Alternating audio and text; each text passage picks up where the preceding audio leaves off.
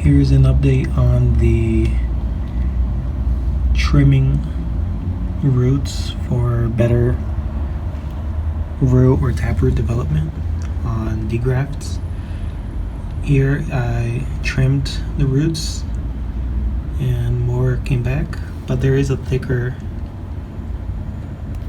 I would say, ingrown root that's forming.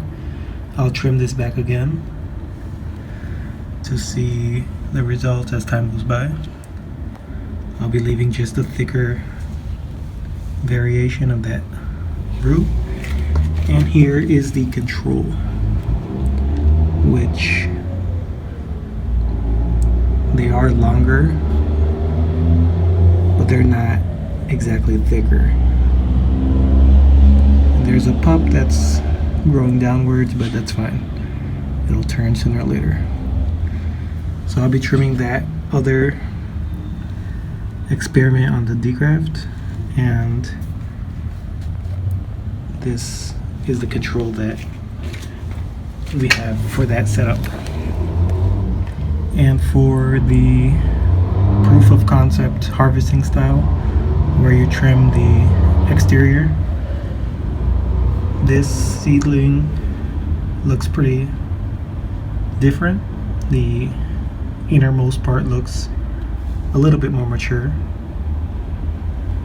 despite this one being thicker and a bit like hairier in the apex. Neither are close to blooming, it seems, but it's still ongoing. And remember as well that when I repotted these, the taproot on this one was very small, so that may be a small factor in the maturity rate. And on the topic of the harvesting style, in the past I did do a more dramatic harvest where I leave only the main apex on a graft, but I'll be doing a slight variation to it. I'll be trimming back the lower portion of the Lophophora graft, where if it was on its own roots, this would be subterranean flesh, and then this would be the soil line, and this would be just the top part. There's a certain, I guess, distance where the flesh is different. This is from previous pup harvesting, and you can see it calloused very well. It's fairly thick, and I harvested all around, and I'll be doing this to a few, including my more mature and larger grafts. I'll be cutting around here, and I just cut the surface so that I'll be collecting and storing the outer flesh. With the Lophophora, the newer flesh is lower content, where the outermost flesh is where a majority of the alkaloids are. And the pups, I regrafted a few, and I also did a previous extraction in the past using 100 grams fresh pups, so the very bloated and new flesh was used. And from 100 grams fresh, I was only able to obtain around 10 milligrams of hydrochloric salt, which didn't even seem to contain the main amine that they're known for. So with grafts, most people assume or just repeat what they've read, that it lowers the content, and there is validity to that, since it's mainly water weight. But I I was finally able to obtain a fairly old now research paper that's in Russian, where they attempted to estimate the alkaloid content using a spectrometer. And in that paper, they examined a few variations and varieties of Lophophora in an attempt to see if there is actually a difference in the species. And their conclusion was that Lophophora williamsi and Lophophora jordanensi, I think that's how you say it, they would be one species, where the Jordania, it contains approximately 50-50 pellotine and then 50-50 mescaline content, whereas the Fusa and Frisii, they're a majority pellotine with minuscule amounts of mescaline in their alkaloid profile. And they did a few other experiments, since they had a different method to test quantitatively the alkaloid content. They also tested seedlings and grafted, as well as greenhouse grown Lophophora versus wild harvested Lophophora williamsi. And their conclusion was that there is no difference in the content from wild harvested and greenhouse harvested. And there was also little variation in grafted Lophophora, even on stocks that have lower content. It doesn't appear that the alkaloid profile is dependent on the stock, and it all occurs on the actual head.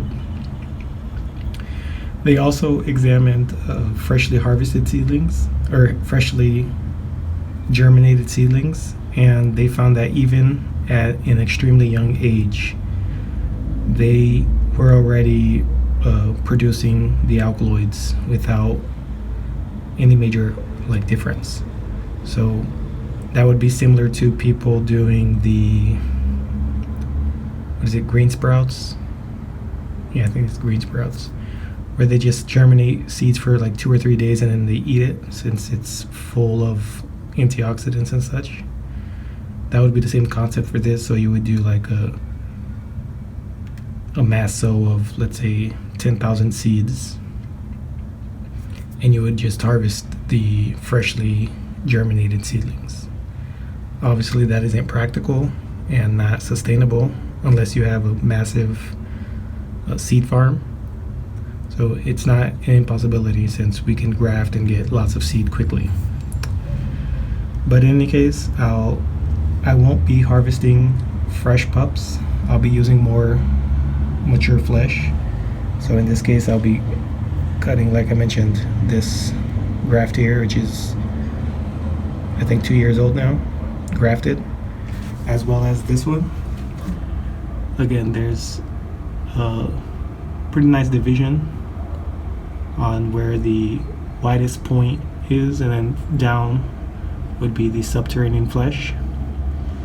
So I would keep the diameter and just harvest just the outer flesh of the graft, and this one as well. This partial harvest here, I was able to obtain 3.5 grams of fresh skins. You can see I did not cut very deep, and I just want the darker outer green flesh. Like I mentioned, you don't want to cut too deep, and you just want basically the fillet of the Lophophora, the darkest skin on the outer edge. Here is the end result. from a top view, you can't actually even see that it was harvested. And I removed from 4 different heads. And again, just the outer, maybe 5 milliliter or millimeters, not even that, maybe just two or three. So a very thin layer.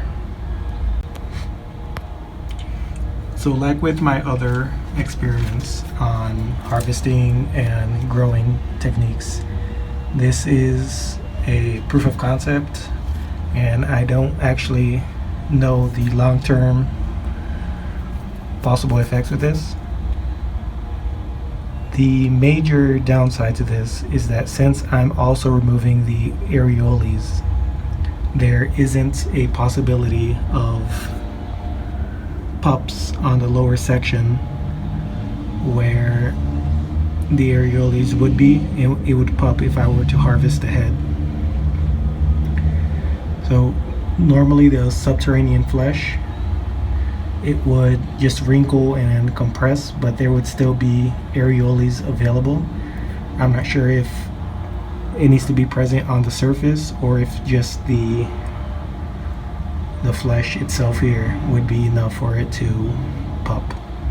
I guess that could be an experiment for the future. I remove all the areoles on the surface and see if it pups regardless.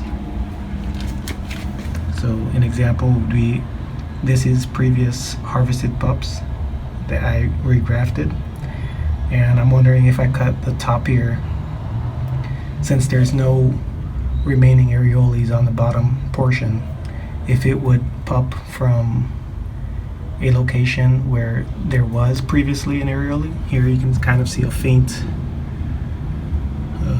location for it, and if it would pup there or it would just die overall. And even under this calloused flesh, there still is green